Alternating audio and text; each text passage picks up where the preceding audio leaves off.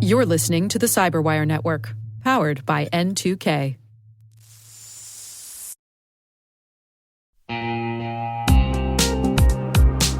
Hey everybody, Dave here. I've talked about Delete Me before, and I'm still using it because it still works. It's been a few months now, and I'm just as impressed today as I was when I signed up. Delete Me keeps finding and removing my personal information from data broker sites, and they keep me updated with detailed reports, so I know exactly what's been taken down. I'm genuinely relieved knowing my privacy isn't something I have to worry about every day. The Delete Me team handles everything. It's the set it and forget it peace of mind. And it's not just for individuals. Delete Me also offers solutions for businesses, helping companies protect their employees' personal information and reduce exposure to social engineering and phishing threats. And right now, our listeners get a special deal, 20% off your Delete Me plan. Just go to joindeleteme.com/N2K and use promo code N2K at checkout. That's joindeleteme.com/N2K, code N2K.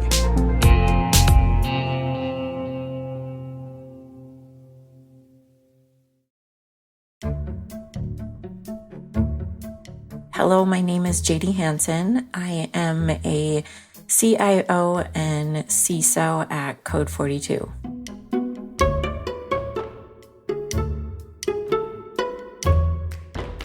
Right around high school, I started to kind of realize I was really interested in technology. I ended up working for free for the technology coordinator at my high school just because I was really interested in learning more, and he took time to kind of teach me everything he knew. We used to buy computer parts from different places to save some money, and then we would assemble the computer parts for our school labs. That sparked kind of an interest at a really early age. Obviously didn't know exactly what I wanted to be professionally at that time, but definitely knew I wanted to do something with technology.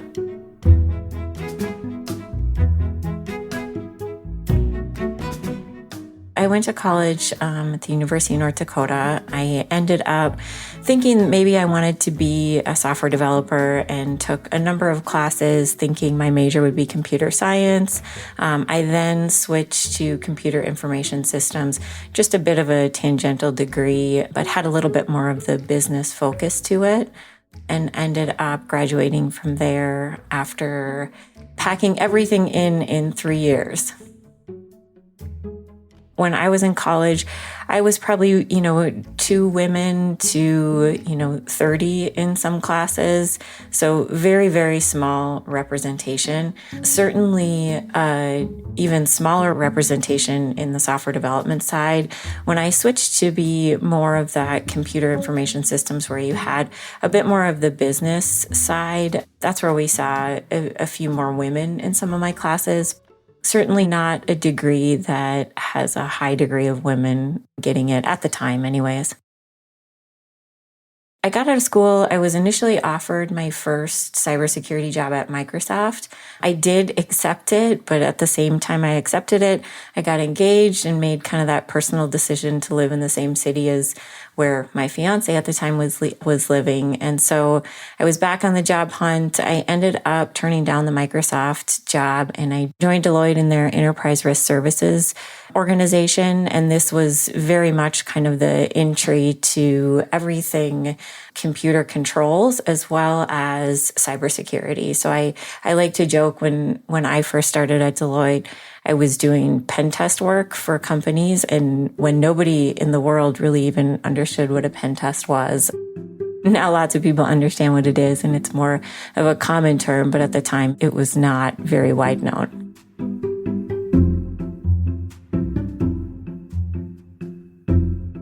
I joined Target at the very kind of early stages of them building out their cybersecurity program. Got to spend, a good chunk of time in each of the functions that are part of the security program. Ended up going through the very large-scale Target breach, stayed on for a bit longer.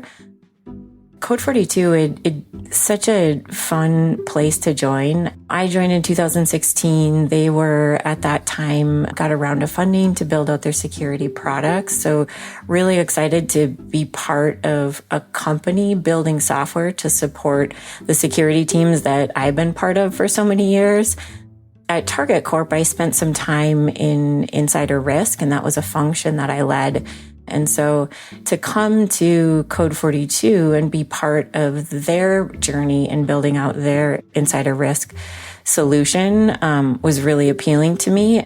That's one of the things that I help with here at Code 42. So in addition to my CIO job and my CISO job, I also get to spend a fair amount of time with the product management team, sharing insights and knowledge of what worked from an insider risk perspective.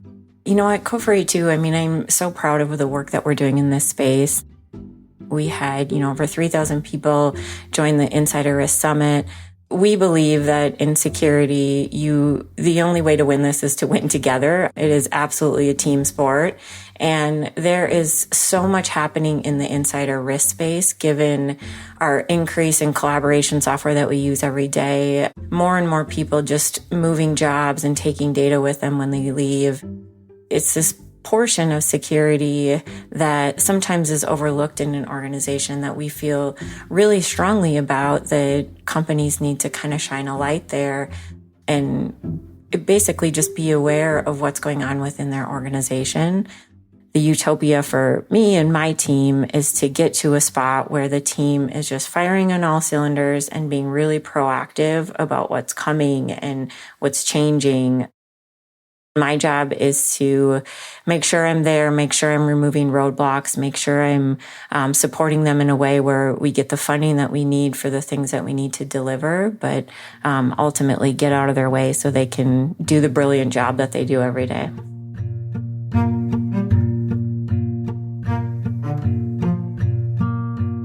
My current boss is an incredible mentor for me, and he's one of the reasons I'm actually at Code 42. He's just an amazing leader and somebody that I've watched and have taken so many great learnings from in my everyday. I try really hard to do things that might scare me every day. I have a background image on my desktop, and it says, "Be brave enough to suck at something new." And so I try really hard to take on something new or drive a differing opinion or a different idea. I don't know that I have any sort of specific tactic in that regard, other than just taking a minute and thinking about it and asking opinions throughout the company for kind of what we should do next. In a lot of cases, young women might be a little bit more apprehensive for joining a career in cybersecurity or a career in technology if they don't see people at certain levels that look like them or that act like them. They might think, hey, this isn't for me. And my advice would be if you're interested in it, it's for you. If you're having fun doing it, it's for you. Get involved and then stay curious throughout your journey. I've heard from too many young adults that have convinced themselves that this isn't the space for them. I truly believe it's because they don't have a mentor that looks like them or acts like them in this space. And I guess I would tell lots of young women, you can love fashion and you can love cybersecurity, and that is 100% okay. I hope that the team doesn't even see me, just sees what the team has done collectively. I don't think that there's really any one leader that has come in and that leader did it. It's always the team overall that has contributed. I hope that people look back to say, wow, what a great team was built, and gosh, the team delivered so much during that time. I guess I would say that I wouldn't really expect anyone to remember specifically what Jadee did, but what the team did.